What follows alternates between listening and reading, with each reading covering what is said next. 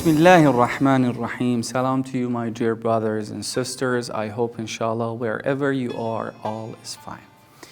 قال الله تعالى في كتابه الكريم قالوا اتخذ الله ولدا سبحانه هو الغني له ما في السماوات وما في الأرض إن عندكم من سلطان بهذا أتقولون على الله ما لا تعلمون. It means, and they say, Allah has taken a son, immaculate is he. Rather, to him belongs whatever there is in the heavens and the earth. All are obedient to him. You know, in Jewish communities, the Talmud is very sacred and is on the same level as the Torah and the Old Testament. This book states an Israelite is more honored and reliable in the eyes of God than the angels. If a non-Jew kills a Jew, it is as if he has dared to the honor of God. And the punishment for such a person is nothing but death.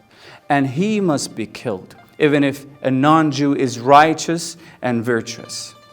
He must be killed. Kill as many non-Jews as you can, and if you can kill him and do not kill him, you have committed a sin.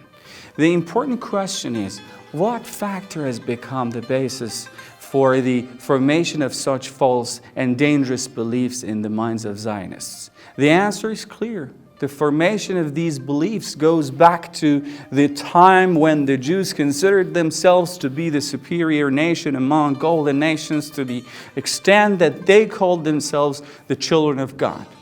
When in a society, a people or a group introduce themselves as children of God, in fact, they want to look down on others.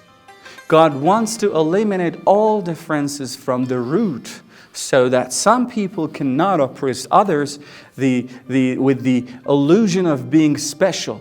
The supreme leader of the Islamic revolution, to express this point in the book and outline of Islamic thought in the Quran, says, "The whole world belongs to God, and all are the poor to him.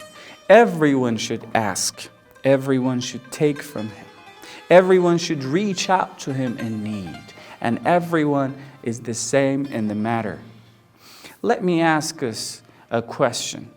What made Iblis an Iblis? Nothing but self-conceit. Self-conceit is so dangerous that it takes a person to the limit of becoming a devil.